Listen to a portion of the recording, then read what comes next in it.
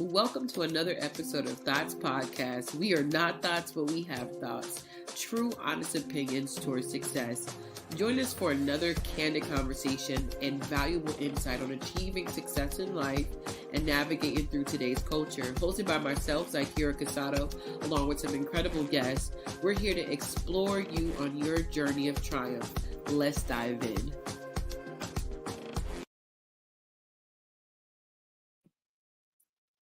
Hello, everyone. Welcome back to another exciting episode of Thoughts Podcast. And I am excited to have this next guest, which is going to be amazing because we're going to tap into the world of nature. And what he does is he specializes in the therapeutic act of planting, house planting, as well as gardening, and a lot of other things. So I'm excited to have on special guest Bahr Jervay. Hi, Bahr. Can you hear me? Well, yes, I can, sister. How are you? Yes. If you guys could just see the bloopers sometime, you would really appreciate these recordings. But how you doing today, Bahr? I won't say the day because we don't know when it's going to air, but how you doing? I'm well. Thank you for asking. I'm well.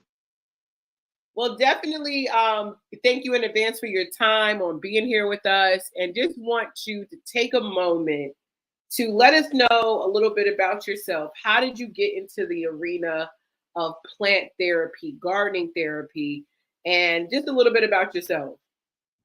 Well, I've actually, I'm Southern, so growing and gardening is sort of part of our tradition. Right. I also came up in an era, I'm probably dating myself, but I came up in an era where even in school, you would plant tomatoes or plant something and put it in the windowsill, and over time the teacher would let you go see it. So I've always had a fascination with gardening, with plants, with plant life.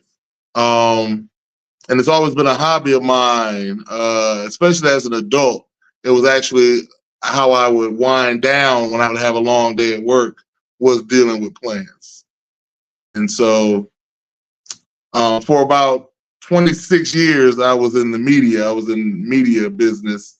And I sort of just looked at the gardening and my house plants as just, my hobby, and never really, had thought about taking it into a business until I didn't want to do media anymore. And I came home and said to myself, I'm going to start selling plants as well as bicycles out of my driveway. And I opened the store from there. Wow. Was there anything that inspired you to say, you know what, because 26 years is a long time to be in a industry. So was there anything that inspired that made you go, I'm done with this. Let me do something totally different? Because media is like a hustle and bustle vibe where the process of growing is more of a surreal, so it's different. So why such a big jump between the two? You're exactly correct. It is. Indeed it is. And it's in my blood. It's been in my family. We've been owning newspapers since my great-grandfather. So media is definitely something that is, built in you. And even now, I have a radio show. So I'm always going to be in some sort of reporting form. But I believe that I didn't necessarily. I had got inspired for one thing because I was in Black media. So I was dealing with a lot of Black-owned businesses. All right. And you're talking for 26 years, you can imagine hundreds, probably thousands of businesses. And I grew up with watching my parents deal in business. So I've been around business my entire life. And that itself was an inspiration. Watching people affect other people through business. Watching our economics in our community be generated through Black-owned businesses.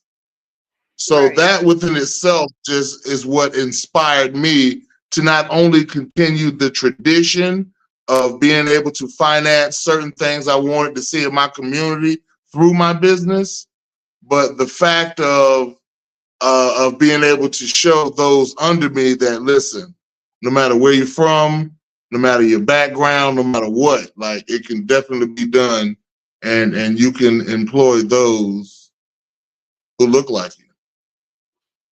I love it. I love it. So take us to the place of, let's go into planting, because Okay. I feel I'm in childcare and that's one of the industries I'm in.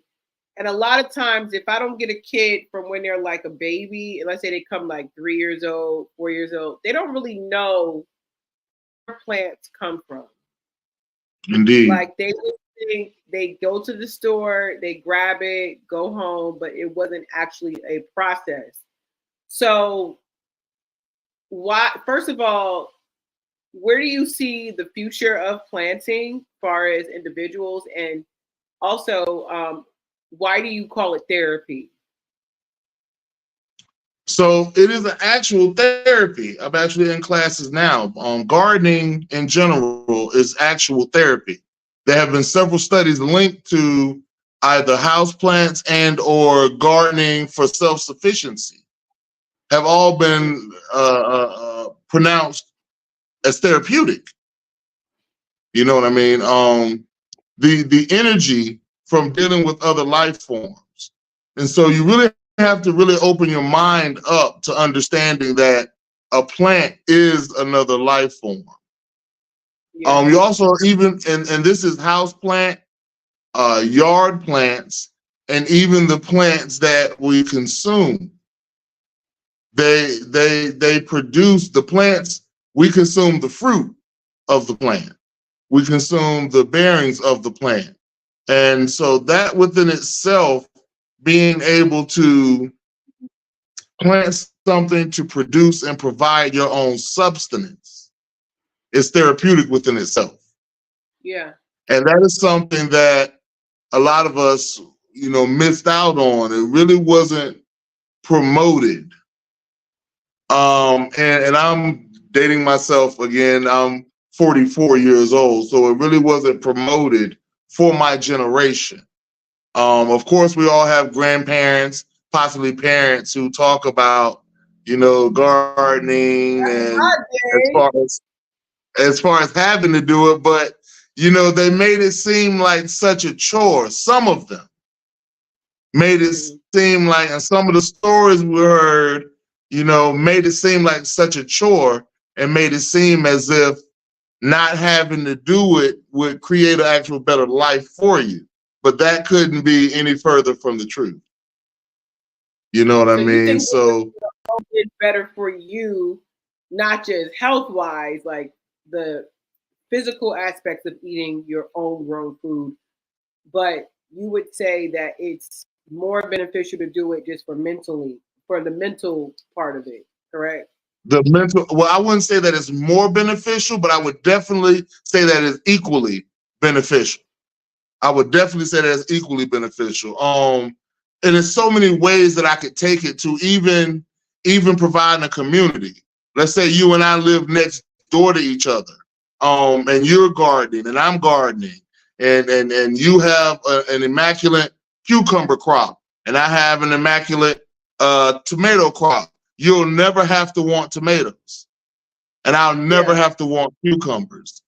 All right, so that within itself creates a basis for me and you to have better lives in the same community. And then our neighbor across the street is the same way. And then your sister that lives across town the same way. And my aunt that lives over here the same way. So that within itself brings a therapy of healing that our culture and our community so desperately needs.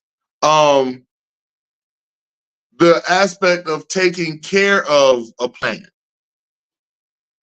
And when I say taking care of a plant, and I believe you will be able to relate to this, easily.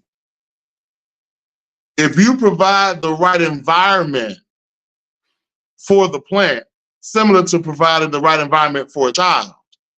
Their natural growth will bring them to be the people that they need to be. The natural growth of the plant is more important that you provide that environment that the plant needs. It needs that right sun. It needs that right humidity. It needs that right water. It needs the perfect treatment, and it will naturally carry itself to where it's producing fruit to provide for you. It will naturally carry itself to where it's producing oxygen so that you breathe better. Taking care and having the responsibility, exercising the discipline of these plants to achieve that is therapy within itself. That is another form. So there's so many different levels that just sitting and actually analyzing. Sometimes our human arrogance tends to get us to believing that we're stronger and stand better than nature. But the reality is that these plants would thrive if you and I were not on Earth, if none of us were on Earth. But if they weren't on Earth, we're done for. Right. Because plants produce oxygen.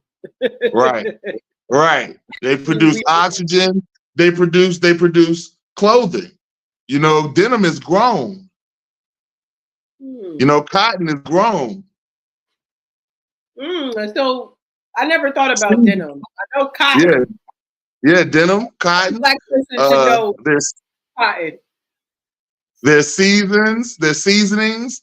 So much of our diet, even if we don't adhere to it, but so much of our natural diets that we're supposed to be eating is grown.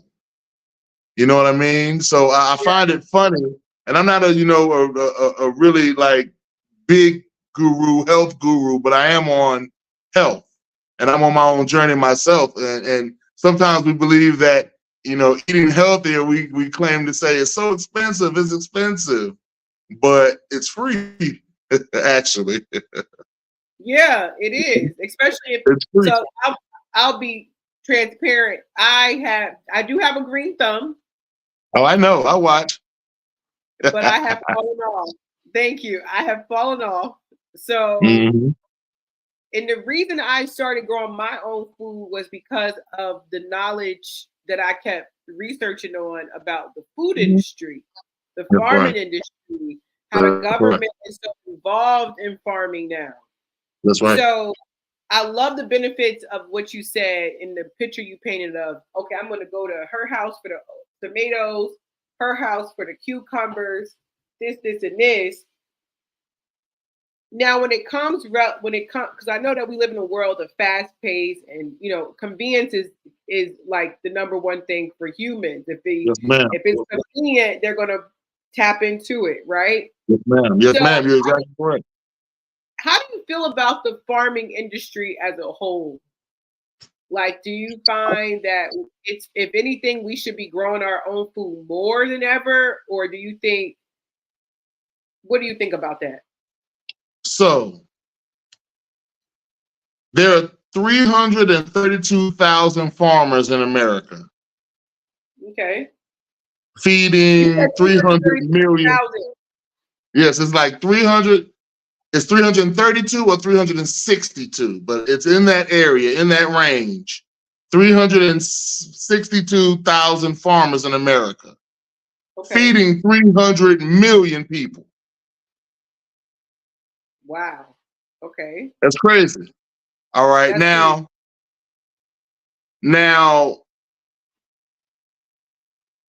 about 14% of those are African Americans. All right. 14? Only 14% of those farmers are African Americans. Okay. The farming industry is different from the people who buy the food from the farmers or get things from farmers. Like it's different when it's individual farmers and then when it's big business farmers, right? Okay. Yeah. So individual farmers who actually, are in business for money, but also they eat themselves what they grow. They give their family what they grow. I support that farming wholeheartedly. Yeah. Big business farming has ties with big farm and is in pharmaceuticals, and as well as the government to sell you and I whatever they want to. They utilize their power of definition to label it food.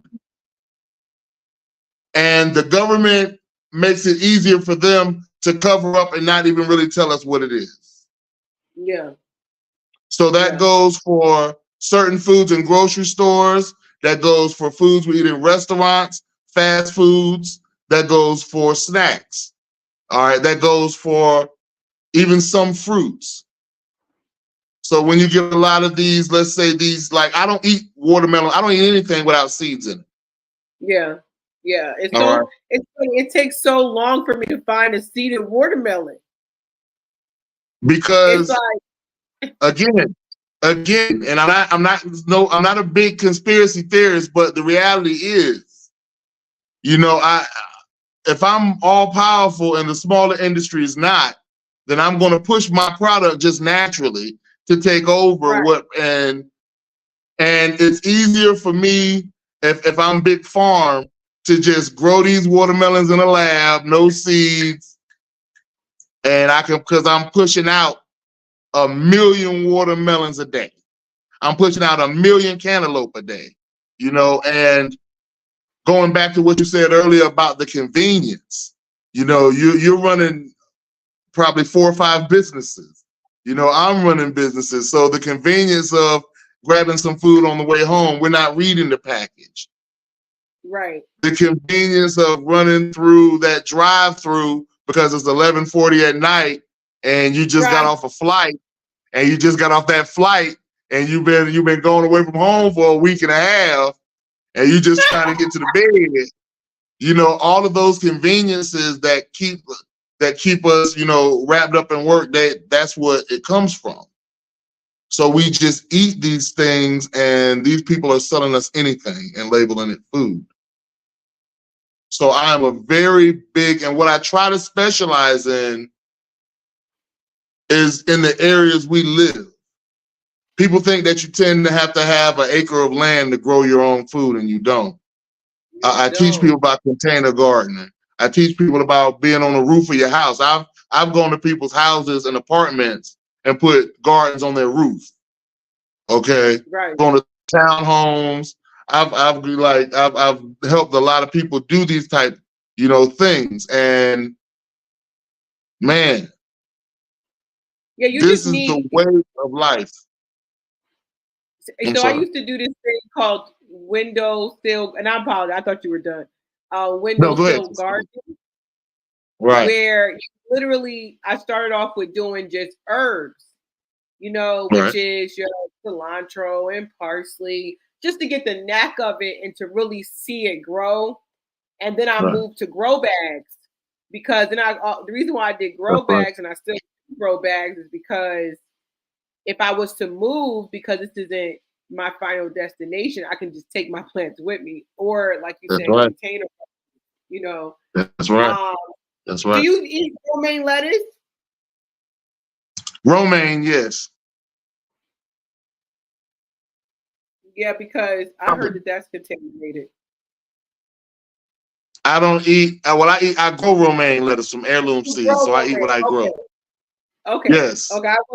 Now I don't eat. I don't grow. Now I don't grow, nor do I eat iceberg lettuce. Got it. Is there a particular reason why? Yeah, I don't grow it because it's kind of hard to sell, and I don't eat it. And the iceberg lettuce you get from stores, iceberg lettuce is not good for you. It's not healthy at all. Yeah, it's not healthy at all. I watched this docuseries on Netflix that made me stop, and what made me just think of it was when you said you support farmers that actually grow their food and they eat that food and give it to their own family. Because I was so frustrated watching this Netflix, and I'll find I forget what it's called, but the woman on there, she is head of the industry that she, at any given moment, if she wanted to change the process of how farming is in America, she could. And one of the big problems is romaine lettuce, because of where they grow it, it gets contaminated and in most cases has more salmonella than chicken. But when they asked her, do you eat it? I want to curse so bad, but I'm going to keep it politically correct because I don't like calling people out that way. But this blank literally said no. So it is very frustrating to think that we live in a country that's okay with giving us something that they wouldn't eat. Now, so, with that being said, you have to look at it in our community, my community, the Black community. We don't control our food. Not at all. And it's so crazy that we don't pay at all. And it's so crazy that we don't pay attention to it like it's unnecessary. I mean, and we're the only ones, you know, and I'm from Raleigh, live in Raleigh. And in Raleigh, we have an Asian market. And there's a chain of Asian markets. We have International Foods, and those are Hispanic chain stores. We have Kroger, we have Harris Teeter. Even our island brothers and sisters, even our brothers and sisters from the islands, when you come out, when you go out there Atlantic and out there, they have their own for their cuisines that they eat. All right. But if Kroger, Harris Teeter, if any Carly Caesar, if these places was to go 1957 on us and no blacks allowed, you know how many of us would starve? Yeah. But let me ask you this though, to play devil advocate. Yes. So I know that they have African shops because of my exposure to other cultures like Nigerians and Ethiopians. You got your Spanish, you got your, right? But African Americans, isn't the Kroger our own in a sense? Not saying that Black folks own it, but who would we go to for the fact that we are you get what I'm saying? Basically, I'm trying to say is like all these people have where they're from. So when we go to the African shops, it's very foreign to us. When I go into an African store, there's many things in there that I have no clue. That's right. That's right.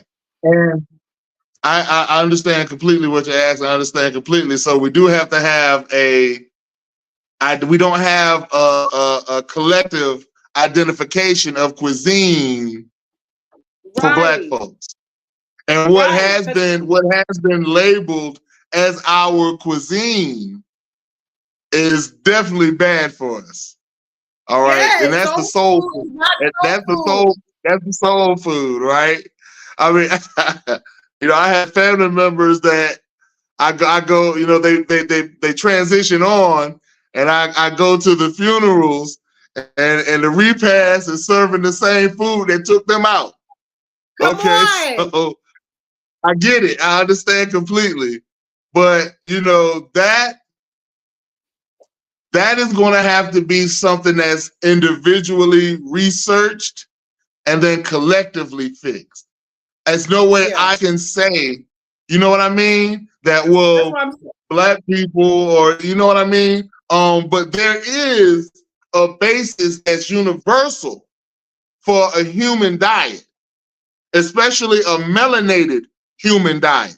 And it definitely will consist of, and like I said, I watch you. You cook magnificently for one thing. All right. But you also use, I'll be watching, I'll be hungry. I'm sitting there, I ain't got nothing. I'll be sitting there hungry. I dumb scroll and you pop up with a whole table. I'm like, Lord, I got to find out what she is. But Sorry. Right. But you utilize tons of plant-based items. All right. You utilize tons of fruits you eat and vegetables. And we can all agree that even if we don't have a specific identified cuisine that could be labeled as Black cuisine that would be healthy, we do have the knowledge to know what foods are best beneficial for our melanated makeup. Yeah. You see what I'm saying? So we're kind of in a position with, and it's like me and you maybe can't at our ages. I'm not saying you're old, sis. All right, but I'm right teaching, behind you, Bear. I'm right behind you. but I'm knocking on that door. teaching those babies that you with every day. All right, raising them up with a different palate, because I was brought up to love fried chicken in my palate. All right, I was brought up to love catfish in my palate, and I've been spending the last decade, 2 decades, trying to eliminating those things from my diet that don't necessarily serve my best health. And so we have to create a situation through just simple knowledge, we have everything we need to really understand right here. Right. So we know the foods that are best for our babies, that are best. And I don't mean that just taste good, to not just serve the palate, but serve their brain development, serve our bone development, serve our what's best for us to keep our internal organs, our engine running. You understand? Those are the things that, and that melanated diet is different. All right. So if we can identify those things, I believe that will become, as time passes, what Black cuisine in America will look like. But we have to take control of our healthcare. That's where healthcare starts, and I put that under healthcare. All right, that's where healthcare starts. I agree. I feel like we have to definitely, like you said, like for example, what we have to acknowledge the fact that what we were given as our own food is not our food. We just are creative people. Black folk are amazing. You give us some scraps, we're gonna make it like a gourmet meal, but we are not slaves anymore. No, and no. So we are the most resilient people in the world.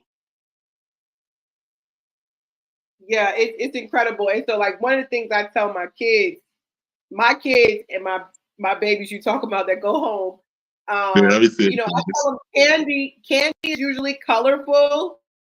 It's usually fun looking, but that's exactly what fruit looks like. You give them some strawberries, some pineapple. I call this candy, because then when they go and look at chocolate and these other things, and you compare the two, fruit tastes better. It's just that you're used to the palate of artificial sugar. That's a fact. That's a fact. And that is and I'm telling you from being in it. I'm not saying from some superior mode. I'm telling you from being in it, being in that food struggle, okay? And it is a struggle. And we have to, as I said, we have to begin to raise our babies to think, to eat, to be different than what we were brought up as diet. We have to take back our power of definition. And we have a dominant society's view when it comes to definition of what a lot of things are. But we definitely have to take back our power of defining what food is. You know what I mean? We have to do that with these babies so that they don't grow up and think that it's okay. And I have friends that own McDonald's and Taco Bells and things like that, but it's like, I'm sorry. I'm sorry. I believe that we're not, the powers that be ain't gonna fight us and feed us. And what's so funny, Bear? Right? Oh, that's good. The powers that be ain't gonna fight us and feed us. Nah, they're not gonna. No, they're not gonna fight us and feed us because all they gotta do is stop eating us and they go out fight. Like, to whom you give the power to feed you is who you give the power to starve you. So it's like we really have to take, we don't take it that serious, but you know, we really have to take food control serious, sis. We got to take it serious. If we don't control our food, you don't control anything at all. Yeah. Yeah, that's powerful. That is powerful because when you really look at it from that perspective, it kind of gets scary because you know we have had many experiences in the country that have made us should pause and really think about that. And I think sometimes what happens is because life just goes, you know, you don't think it's important. But what would you say to the person who doesn't really know where to start? They have some knowledge of it, because the thing is that I think also we got to keep in mind a small thing. Like, for example, I can't stand baby food. And this is why I can't stand baby food, because baby food lasts longer in the jar, longer than the baby will even eat it. So it's like we gotta use common sense. If you buy a natural, if you buy natural bananas don't last in my house if it's not in the refrigerator more than a week. That's right. 4 days, my bananas are dead. But if a can of bananas can last 3 to 4 years, that tells you the kid is not going to eat that at 4 years old. They're going to stop eating it at 1.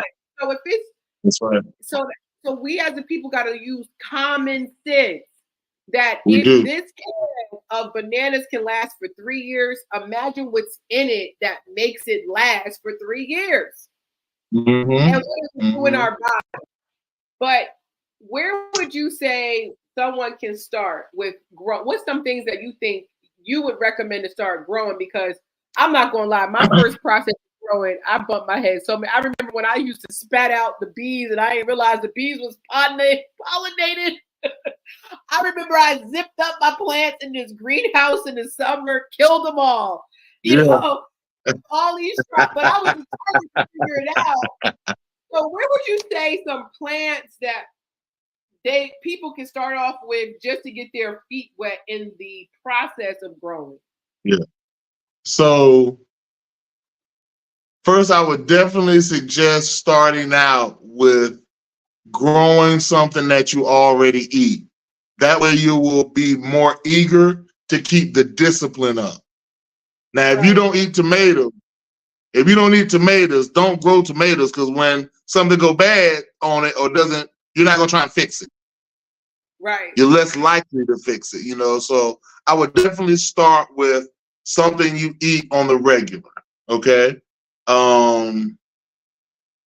Discover what you're buying and what it's made of. Do you use pico de gallo? Do you use discover the things that you eat already, and then break down the ingredients of what you can grow.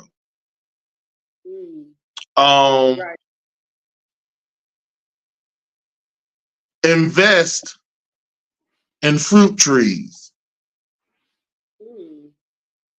Invest in fruit trees. Because generally people eat fruit of some sort. Right. You know, when we start doing this food, the heavy foods that we will have to prepare, you know, not too many people eat peppers. I know you do. Yes. You see right. how fast I see. I like the spicy. See it, but, spicy, yes, Lord. Not too many people eat peppers. Not too many people, you know, believe it or not, a lot of people don't eat squash, zucchini. And that's because of a lot of that is because of the cooking and preparation of it. Yeah. Now, when you're talking about you said just squash. Now, when you're talking about a fruit tree,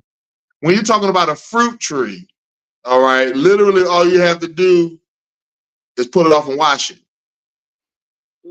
because you're already making sure you put the proper nutrients surrounding it so that it's eating healthy and getting healthy. You know what I mean? Yeah. So you don't have to worry. So you don't have to worry about. You don't have to worry about. Like, let's say you like orange juice in the morning and you're growing your own oranges. You can make fresh squeezed orange juice every morning. All right. Yeah. You don't have to worry about it coming from Florida on a truck and them taking the color out of it and freezing that liquid until they're ready to bottle it and sell it. And then you getting it. You know that 9 times out of 10, 10 times out of 10, the orange juice you get are from oranges that have already been sitting in that concentrate for 3 years. You see what I'm saying? 3? Yes. 3 years. Nothing. And they have frozen all the color out of it, so it is a color they put back into it to make it appear to be, you see, and it's all legal. This is all legal. Versus you just watering, making some compost of your old food instead of throwing it away, putting it in that bucket where your tree is, and your tree producing fruit, and you just snatching them down and making fresh juice yourself. We live in a city in a zone. Zone 8A is North Carolina. We're in 8A zone where you have yes, that's our zone. Where you have at least 70%, 75% of the year to grow stuff. You can grow in spring, you grow in fall. All of your green vegetables, cabbage, your broccolis, your collards, things of that. You can grow those in the fall. So you literally have, 75 to 80% of your year to where you can grow and learn to freeze or can whatever your own food that you're taking care of. Right. You'll save an enormous amount of money. And on another level, feeding yourself is like one of the first forms of fighting capitalism. Yes. You said cannibalism? Capitalism. Oh. I'm about to think, what? It fights cannibalism too. But that's not what I said. Right. One of the first hands of fighting. One of the first hands of fighting capitalism is feeding yourself, self-sustainability. And something you said earlier I wanted to bring back. You said, yes, ma'am. You had said that there's a misconception that to eat healthy, it costs more. Yes. And when you say feed ourselves, like if you literally take one, I'm trying to think of a seed, a jalapeno. I'm gonna say I like it spicy, but one jalapeno plant or fruit rather, and most fruit has multitudes of seeds inside. That's right. So if you really plant, like you said, with intention, you're not $1 jalapeno can make you about 5-6 plants. And the thing, and it goes back to also what I was saying earlier of that, it's the nature of being able to deal with the people. If I got them jalapenos and you growing the cucumbers, you see, I don't have to grow cucumbers. So there's the essence of community. So I literally could just spend my entire year growing nothing but jalapenos, but have and grow enough that I can trade with everybody else. And I have a gardening group where we do this. Really? Yes, I do plant swaps. I want to be involved. Pedal to Pedal does plant swaps, plant trades, and gardening trades. We have them all throughout the year.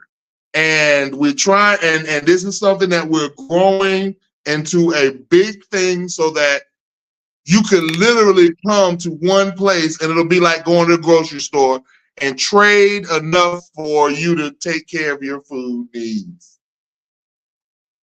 Yeah, I didn't know that. That's amazing. Yeah. I know you said you do swapping, but I guess because you're not thinking plant swap, it doesn't click until you explain it, which is amazing. It doesn't click. How does somebody get involved in that? Say it again. how does someone get involved into? Is it that correct? Pedal So gardening. yes, pedal is the number 2, and it's peace. So it's like I said earlier, it's actually a bicycle and plant shop. So it's PEDAL, then the number 2, and then PETAL. So it's pedal to petal. Oh, PEDAL, like a pedal on a bike. Yes. That's so cool. I love play on words. Obviously, Thoughts Thank Podcast. you. Thank you. Play on words. So it's pedal to pedal. That's right. We have a gardening group we do, and all you have to do is literally just either go to my website, pedal2pedal.store, or follow me on IG, pedal to pedal 86. 86 was the year I bought my first bike by myself.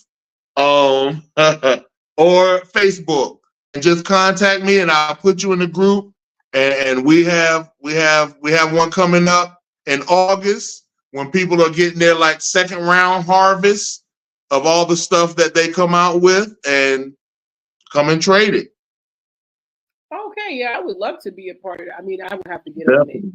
Maybe I'll go some carrots. I'll make sure I'll send you all the information, but we're trying to, and everybody, now we have a situation where everybody has to be using, like, we don't want you fertilizing with chemicals. No. It's the honor system, so everybody has to be honest. And you're fertilizing without chemicals, and you're actually, no pesticides. You're doing natural pesticides, things of that nature. And right. And we're trying to feed each other. Like neem oil. Yes. Neem oil, black pepper. Oh, cinnamon. Okay. You want me to take it to? I'm gonna take it to another level now. Ladybugs. Okay.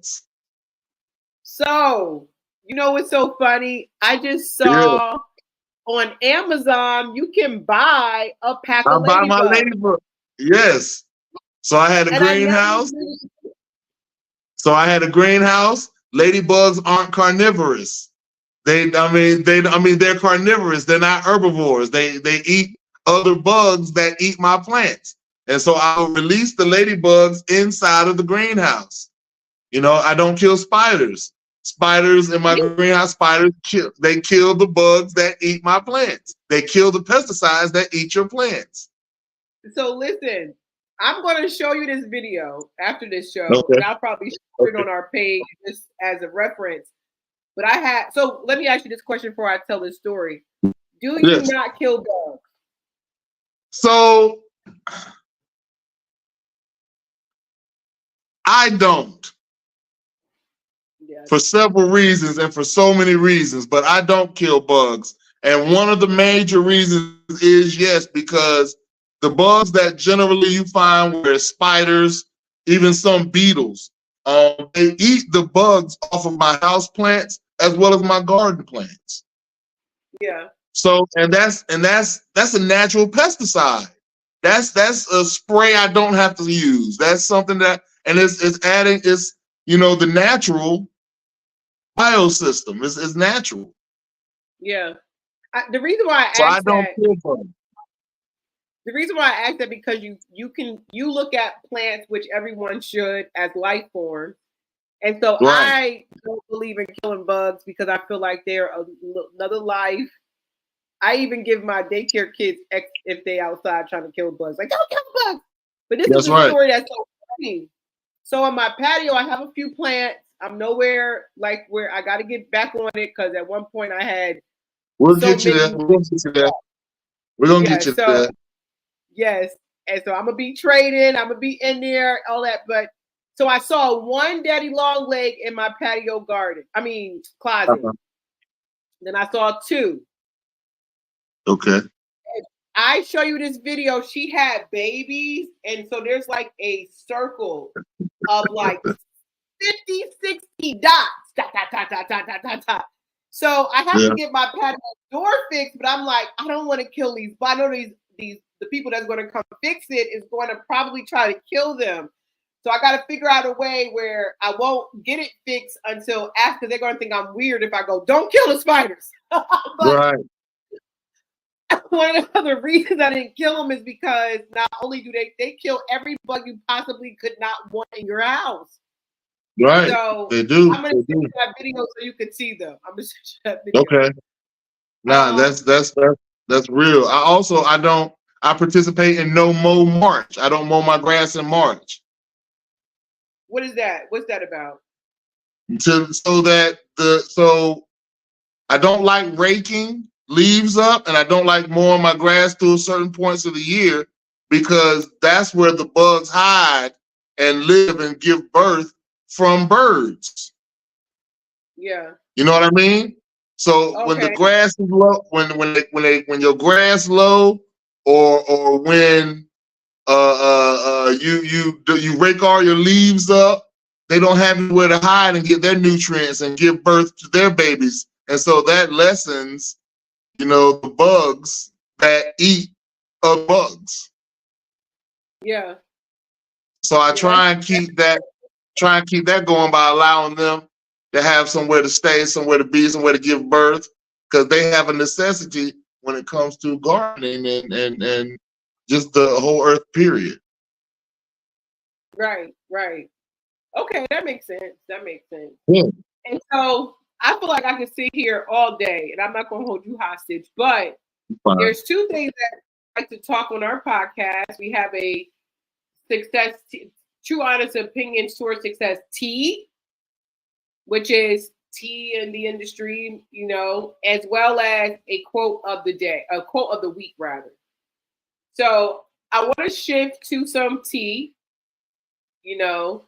and this is going to be conducive to your industry. Recently, Bill Gates and Katy Perry teamed up to buy land, an enormous amount of land to grow certain fruits, but they use a method that uses a lot of the byproduct of oils like canola oil, vegetable oil, all the worst oils you can possibly think of.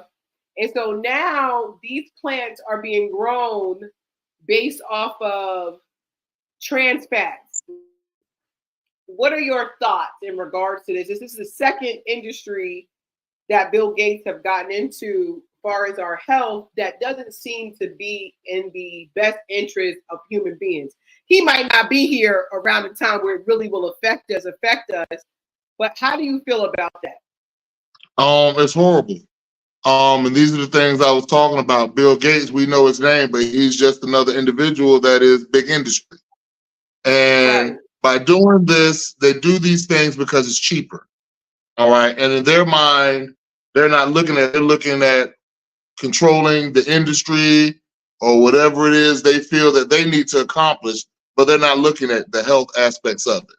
And I think it's horrible. I think it's not good because any programs or anything that they're creating with these foods, that they're going to sell and give these foods to, will 9 times out of 10 be 95% of the less fortunate individuals, which breaks down to be melanated individuals. And so a lot of the food that they're making, that's the worst, and from the worst products will be going to people who look like us.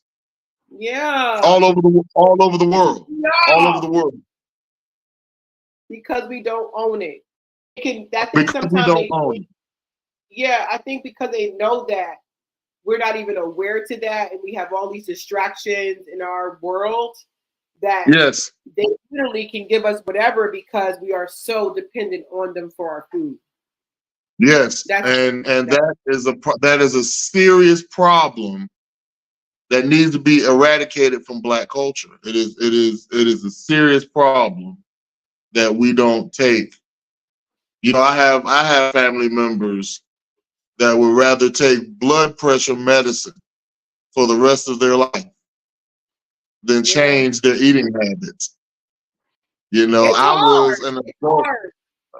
It is, and it's hard. It's really hard. But sort of like, well, I won't say. I'll say my quote because it's something I say all the time. Okay. But Go ahead. No. I was like, go ahead. But you said you're going to Okay, save so your quote. yeah, but I have to say it. So the quality of your life will always depend upon what you do in your spare time. Yeah, We absolutely. we we can't complain about a lot of things we complain about our health, about our knees hurting, about our back hurting, about indigestion, about heart attacks, about our mother passings, about our grandmama dying from high blood pressure, about diabetes. I was an adult because of how I grew up and the people I grew up around and being in this southern situation and all the other factors. I was an adult before I realized that you could beat diabetes. I thought it was Yeah. something that you would have. I thought it was something you would have to have forever. You see what Yeah, I I'm thought so saying? too. And Yeah, absolutely. yeah, you see what I'm saying? And it's like we take concerts. And I'm not going to say any names, but we take concerts more serious than our health. We take television. We take entertainment. We take so much more collectively more serious than our health. You know, we have a black farmers market that's every week, and it'll be more black people at Dreamville than at that farmers market getting good food. Yeah. You see, and it's something wrong with that.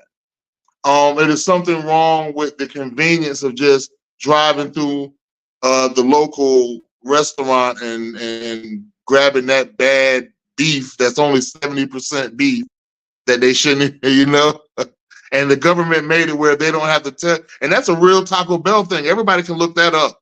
Taco Bell admitted they're only like 86% beef, and the government Yeah. made it where they don't have to explain to you what the other percentage is.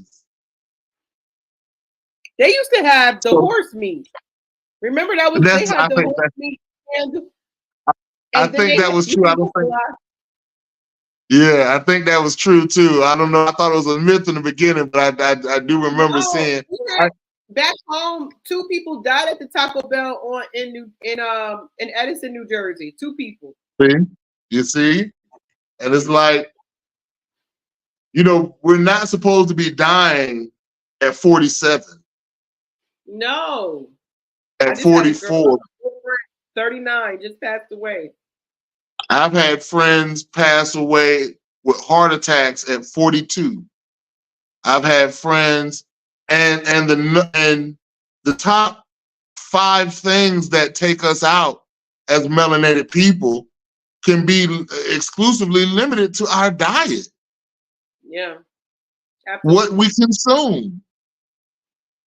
And like I said, we'll be serving the same food at a repast. So It's so like true. I don't know exactly what it would take for us and for people in general to take, that eating more seriously. Yeah, But it it's the has to reason. be something. It has to be Sorry, I didn't mean to something. interrupt. I'm sorry. It has to be something though that we have to be able to continue our existence. Start implanting these laws in our children. You don't eat this. You don't eat that. This is not food. This is fake food.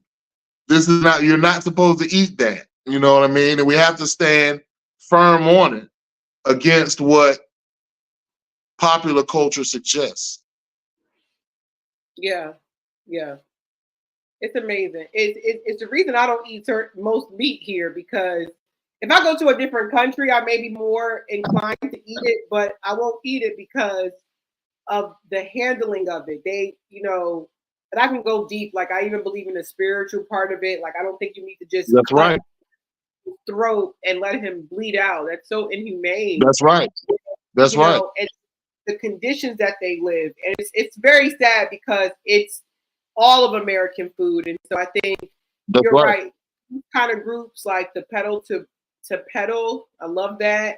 I really Yes, thank you. think are the things that are going to help us to create the communities necessary to really open up the minds of people to have what's really important. You know what I mean? which is the way Yes, that we ma'am. eat. Yes, So ma'am. like We I have to said, have sorry, I didn't hear. It's like a little bit of a delay, kind of. So I know. I'm Go not. ahead. What did you say? But we have a quote of the week. I wanted to read it, and I wanted to know what comes to mind when you read it. Okay. Okay. And so Okay. the quote of the week says, "When a society grows great, I don't know, a society grows great when old men plant trees whose shade they know they shall never sit in."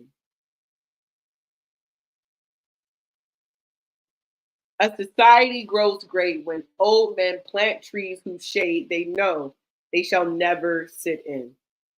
So I've heard that several times before. That is so powerful because it actually goes so far beyond the actual trees. You know, it's basically saying, and I like to use this metaphor. I don't know if you know what a Monstera deliciosa is, but I have one right here. Can I show it to you? Yeah, absolutely. All right, let me show it to you. This right here is a Monstera deliciosa. Okay. Okay, that's what that plant is. You see, it has splits and holes in the leaf, Yeah. and it grows like that intentionally because that plant climbs. It is a climbing plant. It is a plant that generally climbs onto other trees. The holes naturally come in those leaves, and the leaves split so that the trees up under it can get light, so that the leaves up under it can get light. So even the plants know that it's about who's coming up behind you. Ooh. All I right. snap. I snap with the snapping. That Even is the plants beautiful. know. Even plants know it's about what's coming up behind you. And that's what that great saying means to me. Whether it be literal trees that we're talking about, whether it be planting a seed in racism to eradicate it, whether it be planting a seed in government to eradicate discrimination, whether it's erasing marginalization through bank practices, whatever it is that the lesser individual is receiving those bad marks for, those old men, that old man, female and male, but that old person, that person is going to fix it, knowing that they may not be the ones to enjoy it. They have to play the peripheral Moses, if you may. Well, I'm going to get Right. you to the promised land, even though I can't go in. My duty may not be that. My duty is still to get you there. Yeah. So that has always that quote has always been very powerful to me because it removes the selfishness from me. It Yeah. removes and keeps me in line in my mind on what my duty is and who I'm actually in allegiance and in alignment for, which is anybody that's coming up behind me, whether it be coming up Yeah. behind me in knowledge or age, but anybody that's coming up behind me, I will definitely leave my mark for them when they arrive. I love that. I love that. I don't even think I need to comment on it because it's true. It's like you know that you're in the right headspace when you're thinking about when, because the reality is we all have to go at one point, and Yes, when ma'am. is Yes, always ma'am. the big question mark. So planting, whether it's investing in your kids, if it's investing and like you said, and also Yes, in ma'am. growing. It's funny That's because when right. you start planting, you start getting a lot of lessons through plants. Like I never forget that I planted a plant close to my window, and you know that tomatoes need tomato cages because they'll get too heavy when they start producing fruit. That's right. They But have to have this some sort of plant, trellis. yeah, so the plant started growing into my screen and planted itself up the screen to get extra support because it didn't want to. It wanted to produce fruit, but it didn't also want to die. So That's right. Anyway, I won't go That's right. tangent. But Nah, but I do that. I do. so I really enjoyed this conversation. I feel like we need to have you back, Of course. especially when you have your next event. And I know you said for everybody to follow you. I have this one, but did you want Yes. any other platform?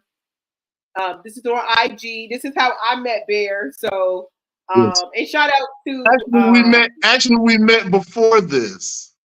we did. We met through a mutual friend, Yes. my friend I Sharon's can't. sister. I can't remember, sister. Her name is. It was a friend of mine named Julius Pulley. And Phyllis Young. Oh, okay, And it was Phyllis. yes. So that's when I very first met you. I was sitting on a panel. I was still at the newspaper then. And Okay, myself, yes. I used to watch Phyllis' daughter. That's how we know each other. right, it was myself and Mother Betty Murchison, very good friend of mine. And we were on a panel and you guys were doing something for youth.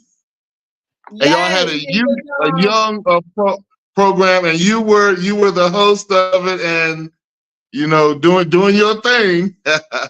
And that was how I very first met you. that's so funny. So it Yeah. was called Young. It was called. Her last name is Young. Yes, We and it used was to called Young. Yeah, it was called Young, and we were with the kids. And y'all had a big program with the youth that y'all were trying to get them into investments and learning a lot of stuff. And I really liked that. And Julius and I grew up together. And so I was like, yeah, I definitely got to assist in that. That's so funny. I didn't realize I always thought it was through and then I got reintroduced to you by my other friend. Her last name is Pratt. She follows you on IG also. Thais. Thais, yes. Ty. She Yeah, gonna that's my kill me homie. That's because my brain was just going blank. I'm like, so this whole time I'm thinking it was Thais, but it really was Julius and Phil. That's awesome. Yes, that's how I actually, yes, ma'am. Yeah, that's what's up. So I'm excited. I want to thank you for your time. Please add me to that group because I want to be all up in the swapping. Any last words that you could think of that you might be like, damn, I wish I said this, or anything you got coming up, or anything you want to share with the people before we wrap up.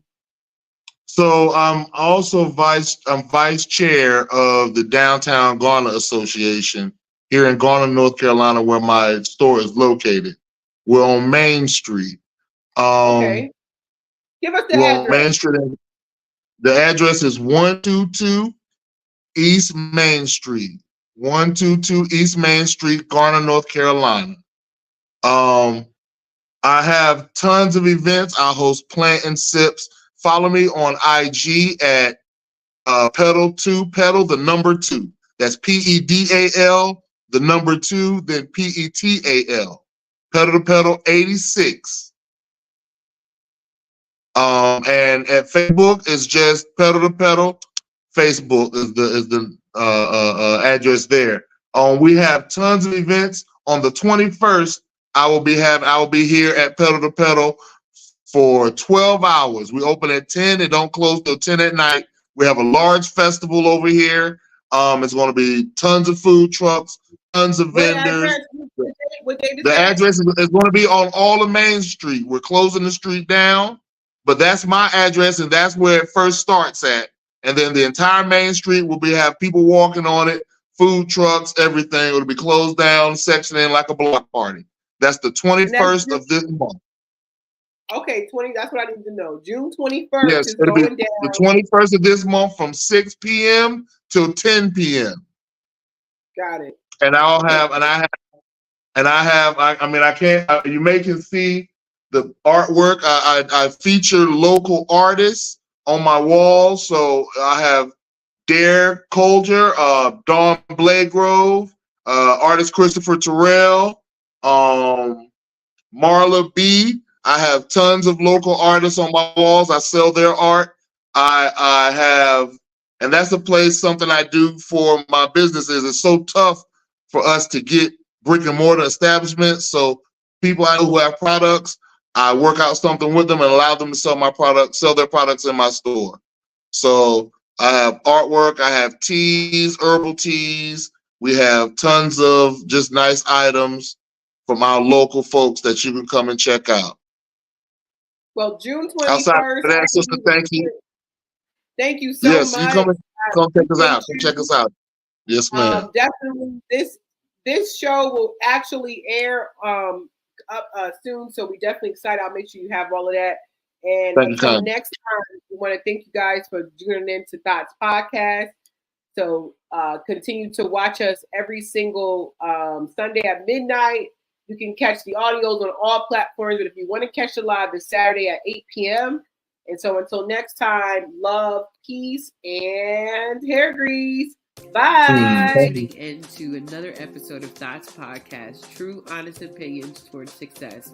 We hope you enjoyed today's episode, and don't forget to leave us a review, share your thoughts in the comments, and your reviews literally help us to improve and create content that resonate with you. Until next time, love, peace, and hair grease. Bye.